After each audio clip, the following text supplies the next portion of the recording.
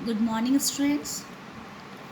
Today I will start chapter number 6 of Geography, Manufacturing Industries.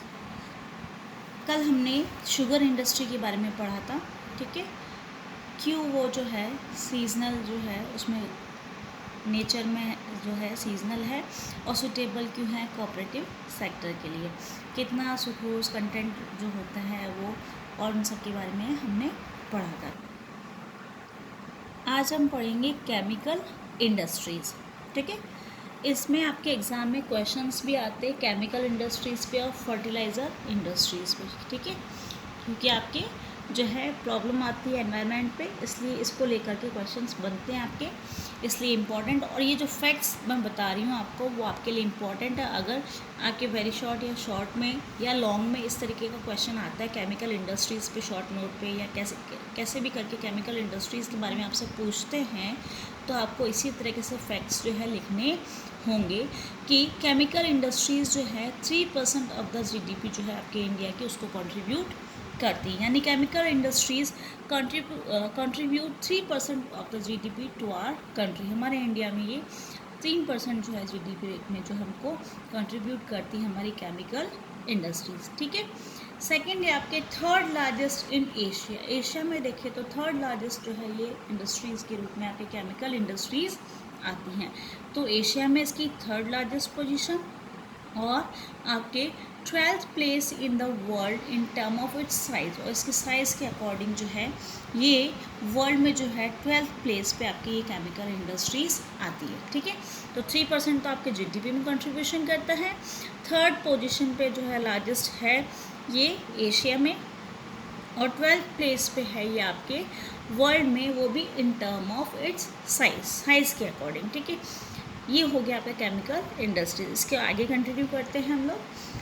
It comprises large and small scale manufacturing units. इसमें छोटी और बड़ी जो हैं दोनों ही मैन्युफैक्चरिंग यूनिट्स इसमें आती हैं, ठीक है। नेक्स्ट है rapid growth has been recorded in organic and inorganic sectors. तेज़ी से जो है इसमें ग्रोथ हो रही है ऑर्गेनिक और इनऑर्गेनिक सेक्टर्स में। अब हम पढ़ेंगे इसी को, जैसे कि आपके इनऑर्गेनिक सेक्टर्स में जो है क्या क्या चीज़ें होती हैं। उसमें आपके sulphuric acid use to manufacture fertilisers. Sulphuric acid होता है इसमें जो कि आपके बनाने के काम में आता है। क्या बनाने के लिए? मैन्युफैक्चर करने के लिए फर्टिलाइजर्स, सिंथेटिक फाइबर्स और प्लास्टिक। इसके अलावा और भी चीज़ें हैं।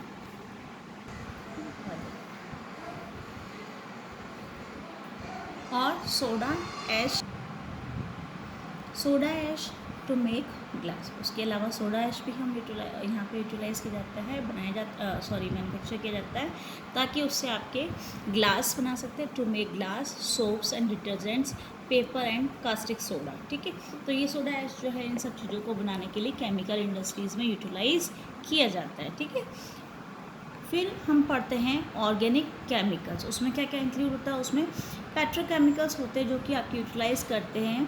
ये इंडस्ट्रीज़ आपके ऑर्गेनिक केमिकल्स को यूटिलाइज़ करती है। Use for synthetic fibres, rubber, plastics, dye stuffs, drugs and pharmaceuticals, ठीक है। तो ये इन सब चीज़ों को बनाने के लिए आपके ऑर्गेनिक केमिकल्स जो है इनमें इंक्लूड होती है ये सब चीज़ें, जिससे आपकी ये इंडस्ट्रीज़ इसको यूटिलाइज़ करती प्रोडक्ट्स बनाने के लिए। लोकेटेड नियर ऑयल रिफाइनरीज और पेट्रोकेमिकल प्लांट्स के पास में, या जो ऑयल रिफाइनरीज होती हैं उसके पास में इसको लोकेट जो है किया जाता है इन केमिकल इंडस्ट्रीज़ को। ये हमने क्लियर करा अभी आपके केमिकल इंडस्ट्रीज़। अब नेक्स्ट आपके आता है fertiliser industries. Centred around the production of nitrogenous fertilisers. इसका जो एरिया होता है वो उस पे केंद्र बिंदु पे रहता है, यानी उसके आसपास ही ये केंद्र होती है जहाँ पे आपको नाइट्रोजीनियस फर्टिलाइजर्स आपको मिलते हैं। Mainly urea, phosphatic fertilisers and ammonium phosphate. ठीक है, DAP एंड complex fertilisers which have a combination of nitrogen, phosphate and potash. यानी ये जो चीज़ें आपको मिलती हैं, फॉस्फेटिक फर्टिलाइजर्स, अमोनियम फॉस्फेट, ये सब इसमें आपके इंक्लूड होते हैं, जो कि आपके कॉम्बिनेशन होता है इनमें, ये तीनों ही होते हैं, नाइट्रोजन भी होता है, फॉस्फेट भी होता है और पोटैश भी होता है। तो उसके आसपास जो एरिया जहाँ पर ये सब चीज़ें इनको मेनली यूरिया मिल जाता है, तो उसमें ये कॉम्बिनेशन आपको मिलता है नाइट्रोजन, फॉस्फेट और पोटैश का, वो एरिया में ये फर्टिलाइज़र इंडस्ट्रीज जो है वो लोकेट करते हैं। Potash is entirely imported as the country does not have any reserves of commercially usable. ये आगे कंटिन्यू करेंगे। पोटैश जो है आपके वो इम्पोर्ट किया जाता है आपके, ठीक है, क्योंकि आपके यहाँ पे इसके पोटैश के इतने रिजर्व्स नहीं हैं। आपके कमर्शियली जो पोटेशियम या पोटैश और पोटेशियम कंपाउंड्स के जो आपके पास किसी भी रूप में जो है इसके रिजर्व्स नहीं हैं, इसलिए हम लोग इसका इंपोर्ट करते हैं। ठीक है, अब हम इंडिया की पोजीशन देखेंगे इनमें फर्टिलाइज़र इंडस्ट्रीज़ में। तो इंडिया जो है वो 3rd लार्जेस्ट प्रोड्यूसर है। ठीक है, उसमें भी हमने पढ़ा था पोजीशंस केमिकल इंडस्ट्रीज़ में। आप इसको कैटेगराइज करके ही अलग अलग जो है उससे ही लर्न करिएगा, इजीली लर्न हो जाएगा। तो इंडिया की जो पोजीशन है वो 3rd नंबर पे जो है और लार्जेस्ट प्रोड्यूसर के रूप में है, वो भी नाइट्रोजीनियस फर्टिलाइज़र्स में। ठीक है, सेकंड आता है 57 फर्टिलाइज़र यूनिट्स जो है manufacturing nitrogenous and complex nitrogenous fertilisers जो हैं वो आपके 57 मैन्युफैक्चरिंग इसकी यूनिट्स हैं। 29 for urea and 9 for producing ammonium sulphate. यानी इन फर्टिलाइज़र्स में, नाइट्रोजीनियस फर्टिलाइज़र्स में, कॉम्प्लेक्स में और यूरिया में 29। तो ये आपके जो है फिगर्स दे रखे हैं कि 29 आपके यूरिया मैन्युफैक्चर करने के लिए और 9 फॉर प्रोड्यूसिंग एमोनियम सल्फेट। तो ये इस तरीके से कैटेगराइजेशन आपका दे रखा है कि ये फर्टिलाइज़र्स में कितने कितने जो है प्रोडक्शन होता है आपकी। As a by product 68 other small units जो है वो प्रोड्यूस करती है आपके सिंगल सुपर फॉस्फेट को। ठीक है, 68 जो है वो आपके स्मॉल छोटी छोटी यूनिट्स जो कि केवल सुपर फॉस्फेट को जो है वो मैन्युफैक्चर करती है। 10 आपके पब्लिक सेक्टर की हैं। ये आपको जो फैक्ट्स दिए गए हैं वो आपको लर्न करने हैं। 10 पब्लिक सेक्टर्स की हैं और 1 in cooperative sector at Hazira in Gujarat. ये आपको लोकेट करने के लिए एग्ज़ाम में मैप में आ सकता है। ठीक है, और वो किस सेक्टर में आता है, वो कोऑपरेटिव सेक्टर में आता है। ठीक है, under the fertiliser corporation of India. अगर इस तरीके से पूछा जाता है, लोकेट करने के लिए पूछा जाए किस सेक्टर में आती है, तो ये कोऑपरेटिव सेक्टर में आती है। कहाँ है, हजीरा इन गुजरात, और लोकेट करने के लिए आ सकता है। और किसके अंडर में, तो फर्टिलाइज़र कॉर्पोरेशन ऑफ इंडिया के अंडर में ये वर्क करती है। क्लियर। नेक्स्ट है आपके after wheel revolution the industry expanded to several other parts of the country. जैसे हमारे यहाँ जो ग्रीन रिवोल्यूशन स्टार्ट हुआ उसके बाद ये इंडस्ट्री है जो वो और जगहों पे है हमारे कंट्री में, उसका एक्सपेंशन हुआ और जगह बढ़ी, यानी और जगह इसको सेटअप किया गया तो और बढ़ावा मिला। कहाँ कहाँ वो स्टेट्स आपको देखने हैं, Gujarat, Tamil Nadu, Uttar Pradesh, Punjab and Kerala contribute towards half of the fertiliser production जो है इन स्टेट्स में होता है। और भी स्टेट्स है जहाँ पे इसका प्रोडक्शन होता है, वो है उसमें से आपके स्टेट्स आंध्र प्रदेश, उड़ीसा, राजस्थान, बिहार, गोवा, दिल्ली और एक्सेट्रा। और भी स्टेट्स है जहाँ पे ये होता है इसका manufacturing. Next you have cement industry. As you know cement is utilised in construction work, other activities also. तो ये सीमेंट इंडस्ट्रीज़ जो है वो इसेंशियल है आपके सच एज कंस्ट्रक्शन एक्टिविटी, और कंस्ट्रक्शन में भी बहुत सारे school, colleges, building houses, factories, roads and dams etcetera. तो ये सब जो हैं इसको बनाने के लिए आपको सीमेंट इंडस्ट्री से जो सीमेंट चाहिए होता है वो ज़रूरत पड़ती है। रिक्वायर्स बल्कि and heavy raw material like limestone, silica, alumina and gypsum. इसमें आपके ये हैवी और बल्कि मात्रा में जो है, बहुत बड़ी मात्रा में जो है आपको रॉ मटेरियल चाहिए होता है, और वो रॉ मटेरियल के रूप में आपको लाइमस्टोन, सिलिका, एल्यूमिना और जिप्सम की ज़रूरत पड़ती है एज अ रॉ मटेरियल इस सीमेंट इंडस्ट्री को। ठीक है। नेक्स्ट है coal and electric power are needed apart from rail transport. उसके अलावा रेल ट्रांसपोर्ट के अलावा आपके कोल और इलेक्ट्रिसिटी जो है वो भी ज़रूरी है, उसके लिए ज़रूरत पड़ती है आपको सीमेंट इंडस्ट्रीज़ के लिए। नेक्स्ट है the industry has strategically located plants in Gujarat that have suitable access to the market in the Gulf countries। क्यों यहाँ पे आपके लोकेट किया गया है गुजरात में? क्योंकि आपके लिए जो सुटेबल चाहिए होता है मार्केट, जो कि रास्ता किस तरफ जाता है आपके गल्फ कंट्रीज़ की तरफ, इसलिए गुजरात में ये वहाँ पे लोकेट किए गए हैं सीमेंट इंडस्ट्रीज़ के प्लांट्स। अब हम क्लियर करेंगे कि कौन कौन सी कब सेटअप हुई हैं आपके सीमेंट इंडस्ट्रीज़। तो the first cement plant was setup in Chennai in 1904। ये आपको अगर वेरी शॉर्ट में आते हैं क्वेश्चंस तो आप लर्न करिएगा इसमें, ठीक है। कि फर्स्ट सीमेंट प्लांट जो वो सेटअप हुआ था आपके चेन्नई, वो कि कब हुआ था? 1904। After independence it expanded. इसके बाद जो है हमारी आज़ादी के बाद इसका भी एक्सपेंशन हुआ। The control of price and distribution since 1989 and other policy reforms led the cement industry to make rapid strides।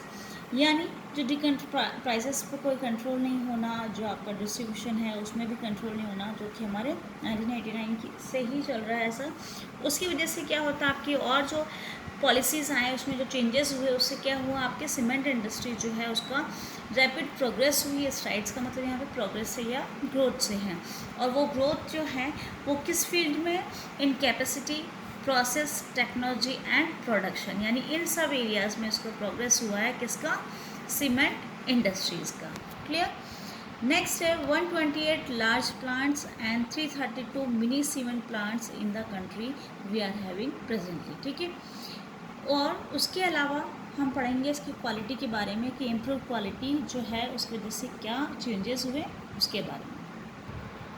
Cement industries जो हैं उसका जो इम्प्रूवमेंट हुआ उसकी क्वालिटी में, उसकी वजह से जो डिमांड बढ़ी उसका हमें फ़ायदा हुआ कि हमारी जो इसकी सीमेंट इंडस्ट्रीज़ की जो डिमांड है वो ईस्ट एशिया में, मिडल ईस्ट में और अफ्रीका में और साउथ एशिया में बढ़ने लगी। Doing good in terms of production as well as export. यहाँ पे जो हमारा प्रोडक्शन हो उसमें तो अच्छा हम है ही, वेल हैं हम लोग टर्म्स ऑफ प्रोडक्शन में, उसके अलावा हम एक्सपोर्ट भी इसका सीमेंट का करते हैं, ठीक है। Efforts are being made to generate educate domestic demand and supply in order to sustain this industry. और एफर्ट्स की और ज़रूरत पड़ती है, क्यों पड़ रही है? ताकि हम लोग हमारी डोमेस्टिक जो डिमांड है उसको भी हम फुलफिल कर दें और जो हमको सप्लाई करनी होती है, और उसके अलावा हम इसको सस्टेन कर के रखें इस इंडस्ट्रीज़ को आगे आने वाले फ्यूचर जनरेशन के लिए। तो इन सब चीज़ों के लिए हमको जो है एफर्ट्स करने चाहिए ताकि ये आगे कंटिन्यू होती रहे। नेक्स्ट आपके आता है ऑटोमोबाइल इंडस्ट्री। ऑटोमोबाइल इंडस्ट्री, ठीक है।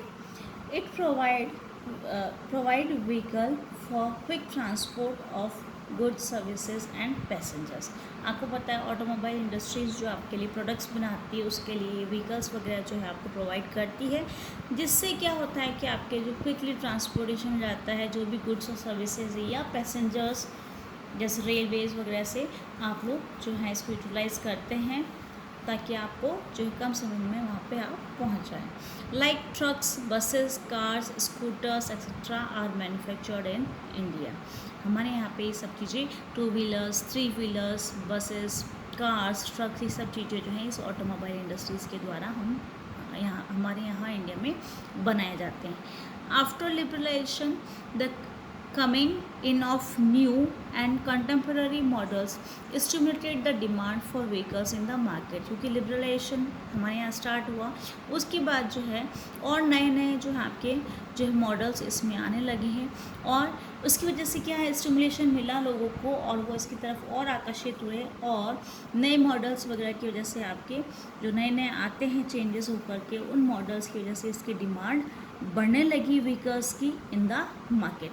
तो मार्केट में इनकी और डिमांड बढ़ने लगी इन व्हीकल्स की, which led to the healthy growth of the industry. इसकी वजह से क्या हुआ, आपके ये ग्रोथ जो है इस ऑटोमोबाइल इंडस्ट्री की और बढ़ने लगी, including passenger cars, 2 and 3 wheelers.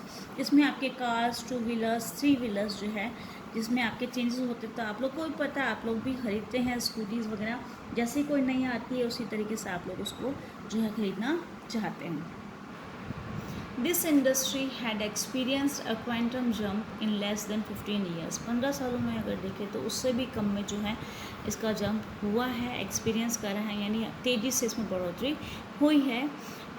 Next है foreign direct investment brought in new technology and align the industry with global developments, जो कि फॉरेन जो डायरेक्ट इन्वेस्टमेंट है उसकी वजह से हमारी जो नई टेक्नोलॉजी और हमने यूटिलाइज़ करना शुरू करा, उसकी वजह से ये इंडस्ट्रीज जो है ग्लोबल डेवलपमेंट में आगे बढ़ रही है। ठीक है, at present 15 manufacturers of passenger cars and multi duty vehicles भी है, यानी प्रेजेंटली अगर इसकी कंडीशन देखें हम ऑटोमोबाइल इंडस्ट्रीज़ की, तो उसमें आपके 15 मैन्युफैक्चरर्स हैं, किसके, पैसेंजर कार्स की। ठीक है, एंड मल्टी यूटिलिटी जो व्हीकल्स होती हैं उनके 9 of commercial vehicles, 14 of the 2 and 3 wheelers. तो इतने जो है प्रेजेंटली हमारे पास इतने मैन्युफैक्चरिंग इंडस्ट्रीज़ हैं इसकी ऑटोमोबाइल इंडस्ट्रीज़ की, जो कि ये आपके 9 तो कमर्शियल व्हीकल्स बनाते हैं, ठीक है, और 14 जो है 2 और 3 व्हीलर्स बनाते हैं। नेक्स्ट है आपके the industry is located around Delhi, Gurgaon, Mumbai, Pune, Chennai, Kolkata, Lucknow, Indore, Hyderabad, Jamshedpur and Bangalore. यही लगभग मोस्टली आपके हम नेक्स्ट पढ़ेंगे information technology and electronics industries के बारे में, उसमें जो है आपके ये मोस्टली जो है आपके स्टेट्स मिलते जुलते हैं, इसलिए इनको लर्न कर लीजिएगा। ये भी क्वेश्चन आपके लिए इम्पोर्टेंट होता है आईटी का, इंफॉर्मेशन टेक्नोलॉजी का। तो आज हमने आपके कंटिन्यू करा था fertilisers industries, chemical industries, cement industry. ठीक है, तो इसके बारे में जो भी आपके क्वेश्चंस बनते हैं वो मैं आपको क्लियर कर दिए कि वेरी शॉर्ट में या लॉन्ग में किस तरीके से बनते हैं, और ये क्लियर भी कर दिया है। अगर आपको कोई भी प्रॉब्लम होती है आप पूछ सकते हैं, लेकिन नोट्स आप बनाते रहिए, आंसर्स भी लर्न करते रहिए। ठीक है।